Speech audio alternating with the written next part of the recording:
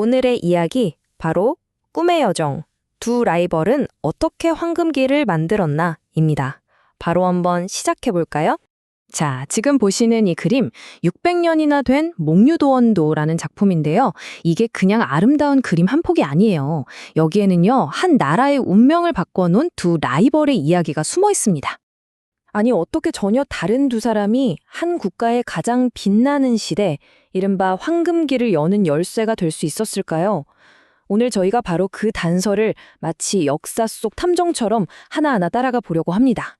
이 이야기의 한가운데 두 사람이 있습니다. 바로 정치가와 과학자.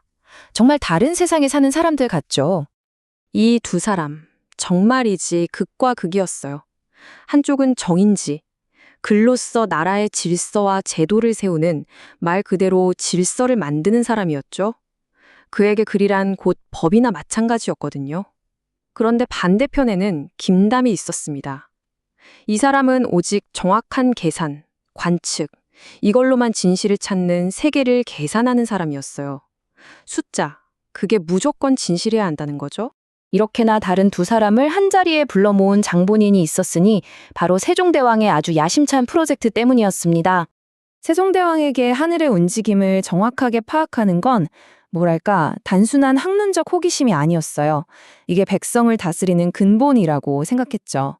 농사 시기 정하는 것부터 세금 걷고 군사 문제까지 국가 운영의 모든 것이 여기에 달려 있었거든요. 그러니까 우리 실정에 딱 맞는 우리만의 달력이 절실했던 겁니다. 왕의 이런 비전에 정인지는 이렇게 답합니다. 전하, 천문과 역법은 국가의 법도입니다. 그러니 문장과 제도로 깔끔하게 정리해야 합니다. 그의 관점에서 이건 질서의 문제, 즉 법과 제도로 딱 틀을 잡아야 하는 일이었던 거죠. 그런데 김담의 생각은 좀 달랐어요. 아주 조심스러우면서도 단호하게 말하죠. 하지만 전하, 그 계산이 틀리면 법도 또한 흔들리는 것 아니겠습니까? 수치와 관측, 즉 데이터가 먼저 바로 서야 합니다. 아무리 제도가 훌륭해도 그 기본 데이터가 틀리면 다 소용없다는 거였어요. 바로 이 지점에서 세종의 리더십이 빛을 발합니다. 그는 두 사람의 관점이 부딪힌다고 생각하지 않았어요. 오히려 서로를 보완해준다고 본 거죠. 그래, 학문 분야는 다르지만 목표는 단 하나, 나라를 위한 것이라는 명확한 비전을 딱 제시한 겁니다. 자, 그럼 이 둘의 협력이 구체적으로 어떤 결과물, 바로 칠정산이라는 역법서 편찬으로 이어졌는지, 그리고 그 과정에 얼마나 드라마틱한 순간이 있었는지 한번 들여다볼까요? 그때 당시 조선이 쓰던 달력에는 사실 좀 문제가 있었어요. 중국 달력을 기준으로 하다 보니까 조선의 실제 시간하고 미세한 오차가 계속 쌓이고 있었거든요.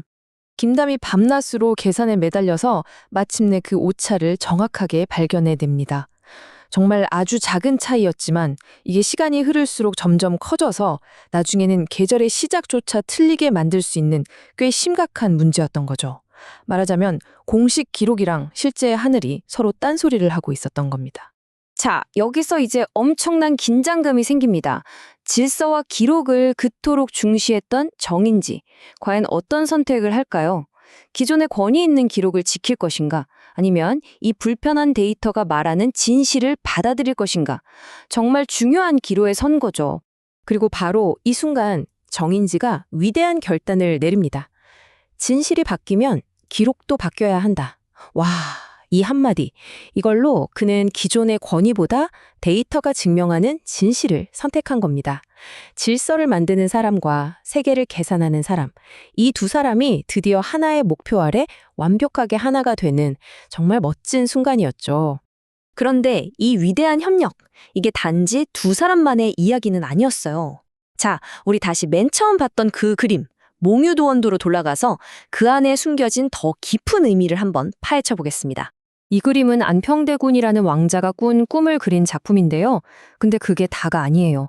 이 그림 두루마리 옆에는 수많은 글들이 빼곡하게 적혀 있거든요. 이게 뭐냐면 당대 최고의 지식인들이 서로 교류하던 일종의 소셜 네트워크였던 셈입니다. 여기에 글을 남긴 사람이 무려 21명에 달합니다.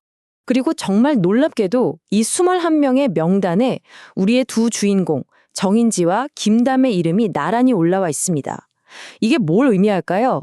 바로 그들의 협력이 그냥 둘이서만 한 게 아니라 조선의 황금기를 이끌었던 거대한 지식인 네트워크의 일부였다는 걸 보여주는 결정적인 증거인 셈이죠. 자, 그렇다면 이 600년 전의 이야기에서 오늘날 우리가 얻을 수 있는 교훈은 과연 뭘까요? 그건 바로 지적 종합의 흉입니다. 질서를 세우려는 인문학적인 접근, 그리고 데이터로 진실을 증명하려는 과학적인 접근, 전혀 달라 보이는 이 두 가지가 합쳐질 때 비로소 완전히 새롭고 더 넓은 차원의 이해에 도달할 수 있다는 거죠. 정인지와 김담, 그들은 정말 달랐습니다. 생각하는 방식도, 중요하게 여기는 가치도요. 하지만 바로 그 다름이 서로의 부족한 점을 채워주면서 함께 위대해질 수 있게 만든 원동력이 됐던 겁니다. 이게 바로 이 이야기의 가장 중요한 메시지라고 할 수 있겠죠. 600년 전의 이야기가 오늘 우리에게도 참 큰 울림을 주는 것 같아요. 어쩌면 지금 우리가 마주한 이 복잡한 문제들의 해결책도 우리와 생각이나 방식이 가장 다른 정반대편에 서 있는 사람과의 협력 속에 숨어 있는 건 아닐까요? 여러분은 어떻게 생각하세요?